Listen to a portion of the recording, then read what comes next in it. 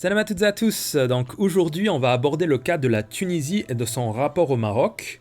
Donc depuis la venue du nouveau président Kais Saïed, il y a eu un refroidissement assez important des relations entre nos deux pays et je vais essayer d'analyser ici les raisons de ce changement d'attitude de la Tunisie. Pour vous donner le contexte, depuis l'arrivée de Kais au pouvoir, aucun haut responsable tunisien n'est venu au Maroc, ce qui est vraiment inhabituel et contraste beaucoup avec les visites répétées du président et du ministre des Affaires étrangères tunisien à Alger. C'est un député tunisien, Safi Saïd, qui a fait cette remarque dans une émission télé tunisienne. Regardez. المغرب دولة استراتيجية في المغرب العربي والدولة استراتيجية في افريقيا واذا حبينا ندخلوا لافريقيا لازم ندخلوا احنا والمغاربة ومع المغاربة لأن المغاربة فاتونا واستثمروا الكثير واصبحوا موجودين في افريقيا كمنصة عالية جدا جدا واعي ما اقول واعرف بالارقام. فهمت؟ ليش احنا توا زيارة المغرب ما عملناهاش؟ يعني ما نجموش نعملوا احنا؟ نجموا نعملوا. ليبيا هو المغرب نفسه انا عندي شكوك هو المغرب نفسه ينتظر في رأي تونس لأنه يعرف تونس هي اللي على حدود ليبيا مش المغرب. لكن احنا ممنوعين أنه نمشوا للمغرب. أنا ممنوعين ولا نفعنا أنفسنا؟ يا ودي ممنوعين تفهموا السياسة من غير ما نفسروا من غير ما تدخلوني في مشاكل مع الدول كثيرة. ممنوعين. من قبل من؟ ما نعرفش فتش الجزائر؟ ما نعرف. ما يصيرش في الصعيد خلينا نحكيو خلينا نحلوا. Selon le député tunisien, une puissance étrangère empêche la diplomatie de son pays de se rendre au Maroc. On se rappelle aussi des déclarations du chef du parti islamique après la visite de son homologue algérien. Il avait déclaré vouloir créer une union du Maghreb sans le pays qui a donné au Maghreb son nom, à savoir le Maroc. Ghanouchi s'était d'ailleurs rattrapé maladroitement après une visite du chef d'un parti politique marocain. Encore une fois, nous avons l'Algérie qui essaye par tous les moyens d'isoler le Maroc dans la région, et cette stratégie machiavélique contraste avec un souverain marocain qui appelle à l'unité et au bien des peuples maghrébins lors de ses discours. Mais le Maroc est ferme et il ne se laisse pas intimider par les manigances du régime algérien, comme l'a expliqué l'ancien ministre des Affaires étrangères, Ahmed Ouannès, sur une télévision tunisienne. Regardez.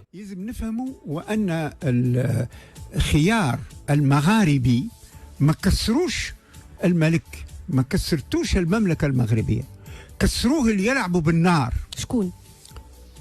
شكون شهر الحرب على المغرب؟ الجزائر. يعني النظام العسكري الجزائري. شكون منع الجزائر وحط لها ثقة في الركاب واستعادت السيادة متاعها؟ جيرانها المغرب وتونس. لكن الانقلاب متاع الجزائر على تونس وعلى المغرب اللي احنا افتكوا منا مئات الكيلومترات من الصحراء، فهمت، اللي رضخلها حبيب بورقيبه. الحسن الثاني ما رضخش وحقه انه ما يرضخش، شهروا عليه الحرب. واللي اليوم الحرب قائمه والحرب ماهوش هو وحده معناها شادت فيها، احنا تونس كذلك ضحينا بالصحراء. والهجوم الوحيد اللي نزل علينا بعد الاستعمار هو العدوان على قفصة. يعني حرب ضد تونس وحرب ضد المغرب معنى من طرف النظام العسكري الجزائري. لو النظام الجزائري معناها يتخذ القرار الديمقراطي الصحيح ففتح المسار في بناء المغرب الكبير يتأكد، وإذ ذاك الجزائر تربح، لكن المغرب وتونس يربحوا أكثر لأننا نخرج من منطق الحرب ومنطق تحقيق الخريطة الاستعمارية في الدول المستقلة. نحن تونس ما نمنش معنا بالخريطة الاستعمارية، المملكة المغربية ما تمنش بالخريطة الاستعمارية. La grande majorité des Marocains n'ont aucune espèce d'animosité à l'encontre de la Tunisie et des Tunisiens, et je pense que c'est réciproque. Selon moi, la Tunisie est une grande nation. Le nord de l'Afrique est composé de 3 grandes civilisations, l'Égypte, la Tunisie et le Maroc. Toutes les nations qui se trouvent entre ces 3 pays sont des constructions coloniales qui n'auraient jamais dû exister. De plus, contrairement aux Algériens, les Tunisiens ne sont pas bercés dès leur enfance dans une propagande de haine marocophobe véhiculée par leurs médias. Et pour ceux qui disent que j'exagère, voici une petite compilation de ces attaques sur la télévision algérienne. والبوليزاريو رانا معاه رانا واقفين معاه وقالها الرئيس بوليزاريو بلد جمهوري بوليزاريو قالها بومدي الله يرحمه.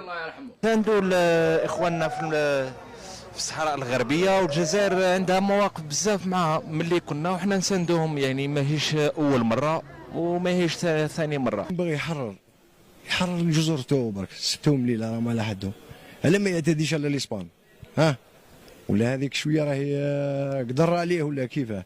اوتوماتيكمون شعب من الشعوب العربيه وقع عندها بروبليم ولا عندها سيتياسيون ماهيش مفهومه ولا كيما قضيه الصحراء الغربيه، راح نكونوا في جانبها، راح نكونوا في صفها. كمواطن جزائري معهم ظالمين ولا مظلومين. الشعب الصحراوي احنا كما يقول بومدين ديما احنا مع الظالمه او مظلومه في.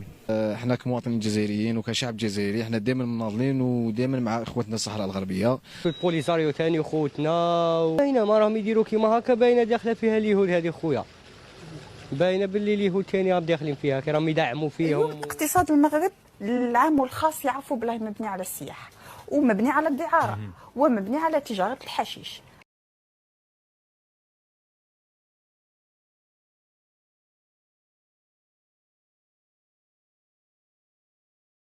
ب3 مليون ب4 مليون صورها في الشهر ما نديرش عليه، بس انا عندي كل حد زبط خويا مليون 900 يكون عندي، نحس ما ناكلش ب3 جور ب4 جور. كيفاش تخلصي؟ خلصي بالسمانه ولا بالشهر؟ خلص بالسمانه 300 مع زدنا الشق هذيك هي صديبوا على حساب الكليون. اختي يا اخي نورمال، علاه حنا كنا نخدموا في عادي نورمال.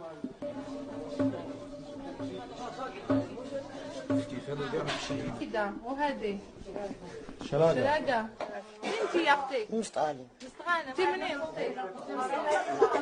انت وين تسكني؟ بومرداس. في ظل جائحه كورونا ما كانش سياحه، اذا 13 مليون سائح اللي كانوا يزوروا المغرب في تلك المرحله اليوم راهم غايبين عن المغرب، اذا بالتالي نقولوا 70% من الاقتصاد تاع المغرب انهار، والدليل على ذلك انه حسب الدراسات والاحصائيات الاخيره نسبه الفقر في المغرب تضاعفت 7 مرات، عارفش معناها 7 مرات، اذا هذا رقم كبير وكبير جدا.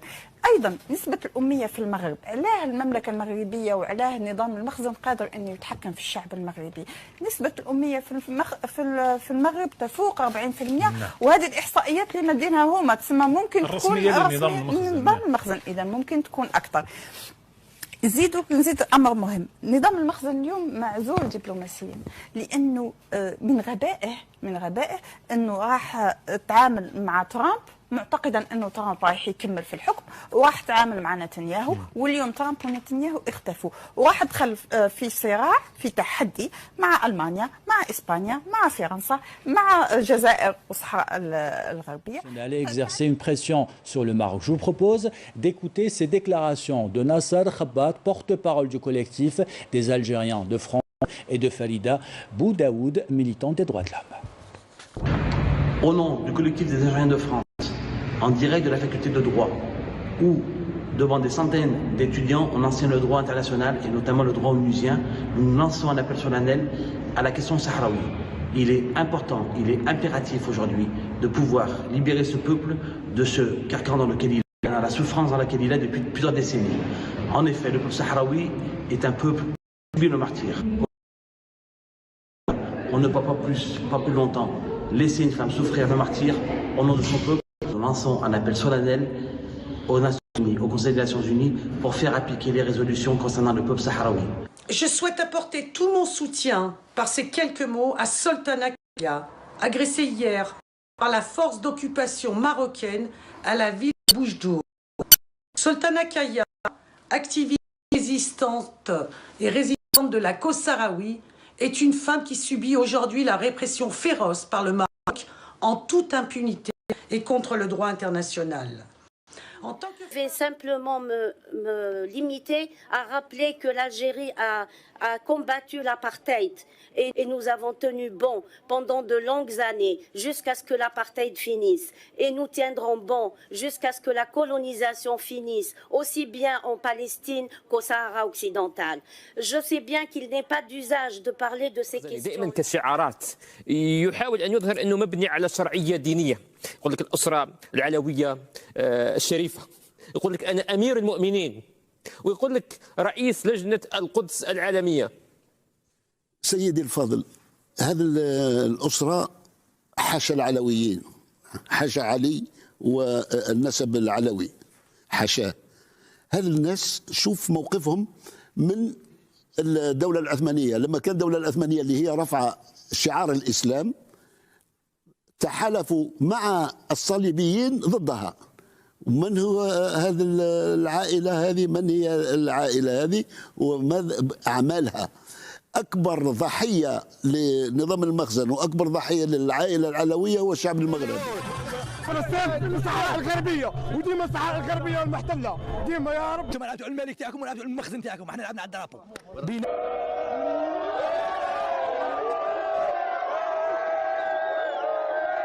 اسكندر ملوارن مراكش، ملوارن المراكش.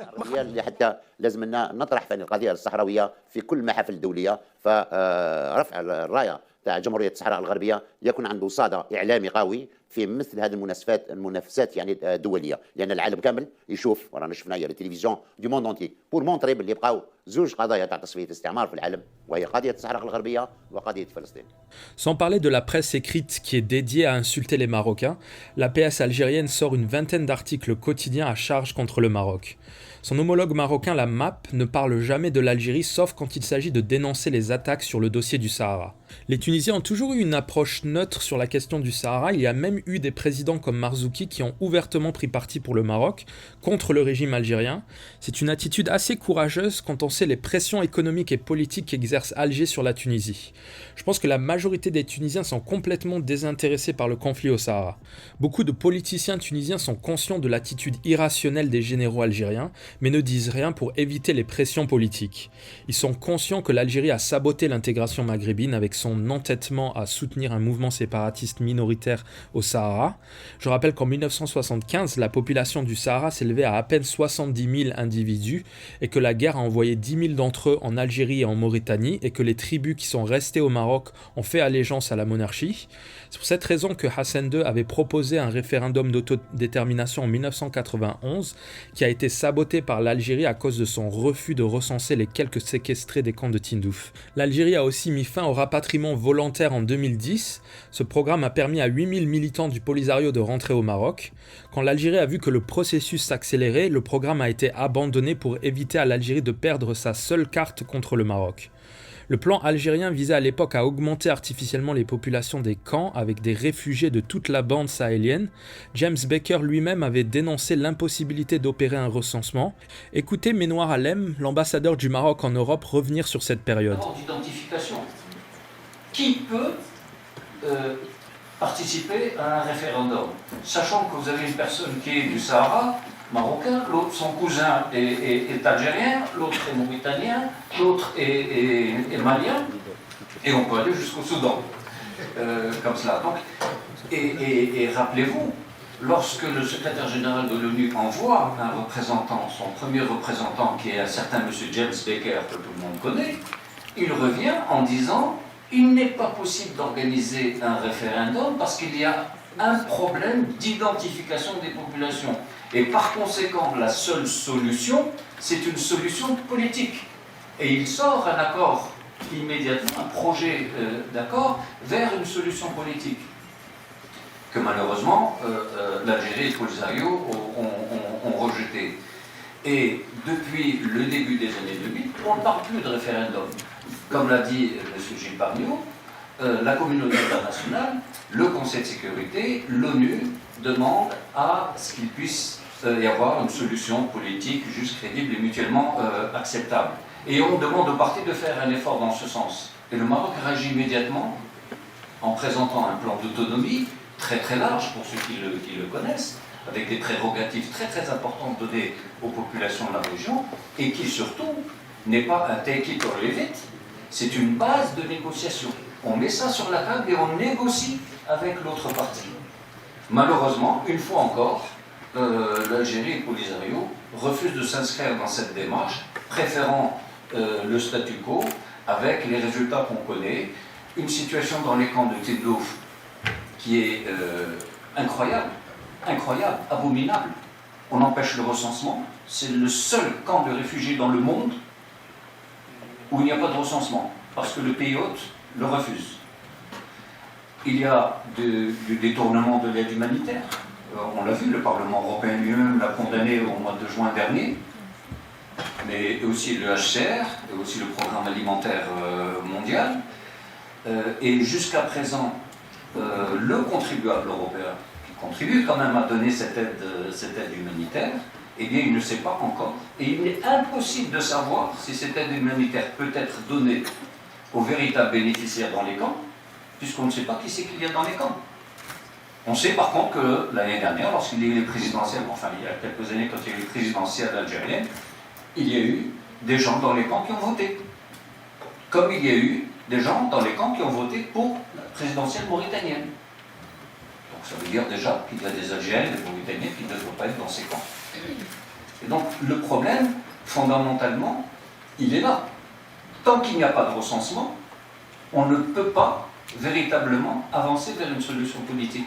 Il y a véritablement du côté algérien, du côté du Polisario, une espèce de fuite en avant, une espèce de statu quo qui est maintenu pour éviter que ce problème, ou que cette question, ou que ce différend soit résolu.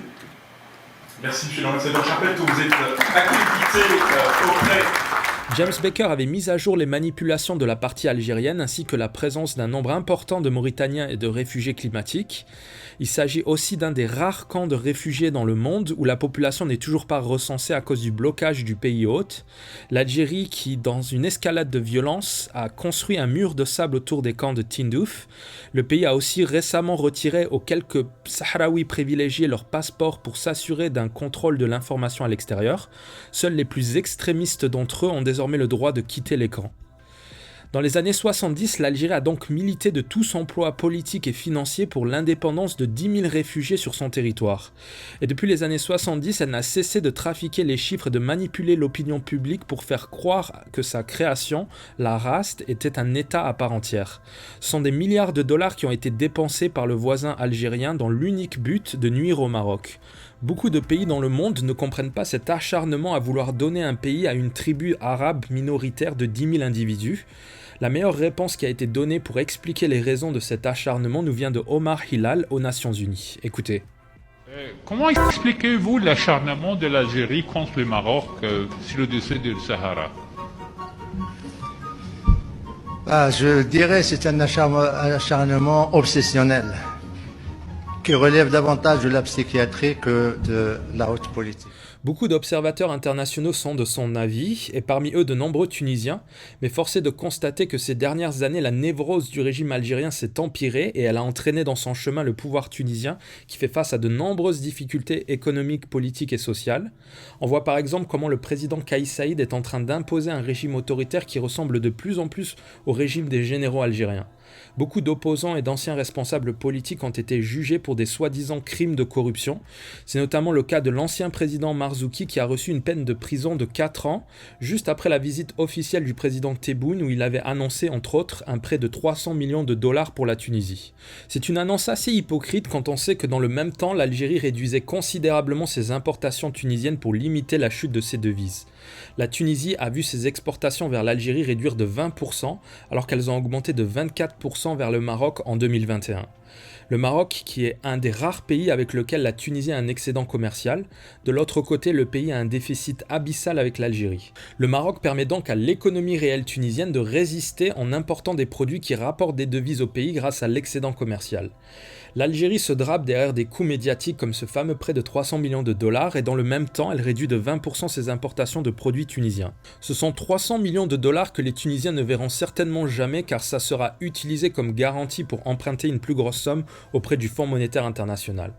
L'Algérie aurait mieux fait de soutenir l'activité économique tunisienne en laissant ses acteurs économiques nationaux importer des produits tunisiens pour permettre aux entreprises du pays de résister à la crise et donner du travail au peuple tunisien.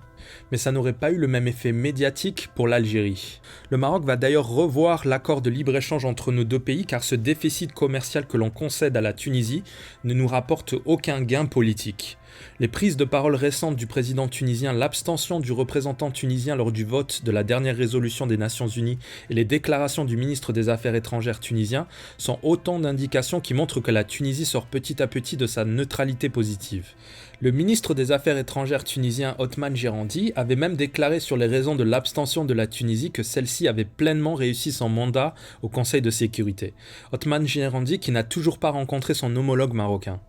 L'autre moyen dont le régime algérien dispose pour contrôler les pays aux alentours, c'est le gaz qui passe par ces pays à travers des gazoducs qui vont jusqu'en Europe. La Tunisie prélève 2 milliards de mètres cubes de gaz algérien pour sa consommation personnelle, ce qui est 2 fois plus que ce que le Maroc prélevait avec le GME. L'Algérie vend aussi son gaz 10% moins cher à la Tunisie. C'est ce que l'on appelle la politique du carnet de chèques. Le régime algérien a utilisé ses moyens financiers pour s'acheter des alliés en Afrique contre le Maroc. Le pays s'est ruiné pour faire rentrer la race dans l'Union africaine. Et j'en veux pour preuve la décision en 2013 de l'Algérie d'annuler la dette de 14 pays africains qui ont contribué à faire rentrer la race dans l'Union africaine. Cette annonce avait été faite à l'époque par Amar Bellani, qui était le porte-parole du ministre des Affaires étrangères à l'époque, et qui est aujourd'hui le chargé du Sahara occidental et du Maghreb dans l'actuel gouvernement Tebboune.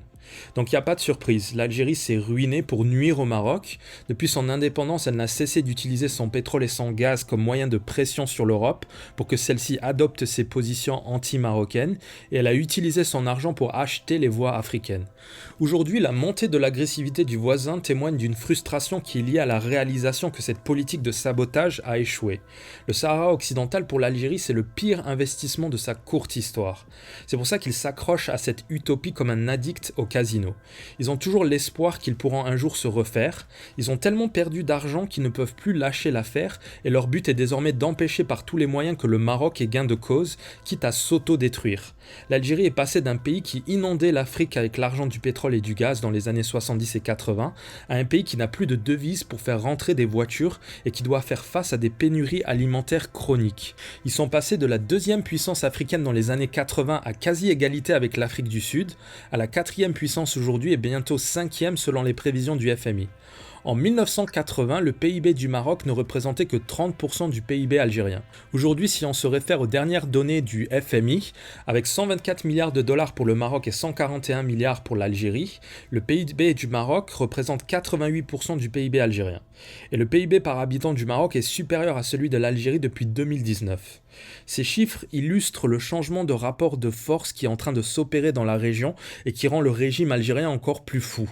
Face aux victoires du Maroc en Afrique et au Moyen-Orient, et face à la chute des recettes du pétrole et du gaz, le régime algérien a décidé de se concentrer sur son voisinage direct. On les voit notamment agir au Mali en soutenant ouvertement le régime militaire, en opposition avec la CEDEAO et la France. Le Maroc a été très prudent sur son dossier en prenant ses distances, ce qui est une très bonne stratégie. Il s'agit d'un dossier explosif qui pourrait menacer les relations entre le Royaume et la CEDEAO. Le risque est trop grand, sans parler de l'implication des Russes et la frustration grandissante des Français qui voient une zone d'influence stratégique leur échapper. En prenant parti, en s'affichant ouvertement avec le général Assimi Goïta, l'Algérie est en train de se faire beaucoup d'ennemis dans la région et en Occident. L'autre raté de la diplomatie algérienne, c'est sur le dossier libyen où Tebboune a directement menacé un candidat potentiel qui n'est autre que le général Haftar. Désormais, l'Algérie a montré qu'elle avait pris position contre un candidat alors que celle-ci prétend qu'elle est neutre dans ce dossier. Haftar a aussi annoncé qu'il allait normaliser ses relations avec Israël s'il était élu, et celui-ci a beaucoup de soutien auprès de la population libyenne. L'Algérie a aussi pris position en soutien à la Turquie en Libye contre les intérêts des Russes qui soutenaient Haftar, ce qui a provoqué la colère de leur allié russe. Enfin, l'Algérie a longtemps été l'allié du clan Kadhafi en Libye, la famille du dictateur s'est même réfugiée là-bas, et donc l'Algérie n'est pas vue comme un pays neutre, contrairement au Maroc qui a combattu politiquement et militairement le dictateur libyen, notamment au Sahara. Les seuls pays restants dans la région sont la Tunisie et la Mauritanie. L'Algérie a tenté à maintes reprises d'endoctriner la Mauritanie, mais ça n'a jamais marché. Le commerce entre le Maroc et la Mauritanie est beaucoup trop important, sans parler des relations diplomatiques. La plupart des ambassades internationales pour la Mauritanie sont basées à Rabat et elles couvrent aussi bien la Mauritanie que le Maroc, sans parler de tous les programmes communs dans le militaire, l'éducation, le commerce et la police. Le Maroc et la Mauritanie sont liés par beaucoup de traités internationaux et le pays ne se laissera jamais influencer par le régime d'Alger, surtout maintenant que les ressources du pétrole et du gaz algériens s'appauvrissent. La reprise des hostilités au Sahara a complètement paralysé le peu de commerce qu'avait l'Algérie avec la Mauritanie. A l'inverse, la capture de Guerguerat par les phares a permis de sécuriser la frontière sud du Maroc. Les camions de marchandises algériens prenaient un raccourci à travers le Sahara marocain, ce qui réduisait considérablement le temps de trajet. Depuis le 1er novembre 2021 et la mort de 3 camionneurs algériens, la Mauritanie a renforcé ses contrôles à sa frontière en empêchant les camions algériens de passer au Sahara marocain. Ceux-ci ne veulent d'ailleurs plus passer par peur des drones marocains. Cette attaque a eu un triple effet bénéfique pour le Maroc. Elle a permis de révéler la supercherie du commerce transsaharien algérien qui est largement subventionné. À la suite des attaques, les camionneurs algériens ont protesté contre leur gouvernement en réclamant plus de subventions pour l'essence, car ils devaient désormais passer par une route plus longue. Les camionneurs marocains ne sont pas subventionnés, ils arrivent quand même à dégager des profits. Le deuxième effet bénéfique, ça a été de couper l'approvisionnement du village de Bir Lehlou. C'est un village artificiel du Polisario qui doit sa survie à la proximité d'un camp des Nations Unies et à l'approvisionnement en eau et en produits venus d'Algérie. J'aimerais d'ailleurs que le Maroc prenne le relais et envoie un convoi humanitaire dans ce village. On n'aurait jamais dû laisser la gestion de ce village aux Algériens. C'est aujourd'hui l'occasion unique de reprendre le contrôle de toute la région. Enfin, le dernier effet bénéfique, c'est la décision du régime algérien de construire une route entre Tindouf et Zouérat en Mauritanie, en réponse justement à la fermeture du passage au Sahara. Encore une fois, il s'agit d'une aberration économique. L'Algérie va financer cette route qui va lui coûter plus d'1 milliard de dollars et qui ne sera jamais rentabilisée car le commerce entre la Mauritanie et l'Algérie s'élève à peine 50 millions de dollars contre 250 millions avec le Maroc. Il s'agit d'un exemple parfait de décisions irrationnelles et coûteuses qui sont prises dans l'unique but symbolique de contrecarrer le Maroc.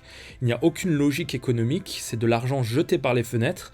La multiplication de ces initiatives sur une période de 50 ans aboutissent à des sommes astronomiques gaspillées au nom de la rivalité malsaine avec le Maroc et de la cause polisarienne.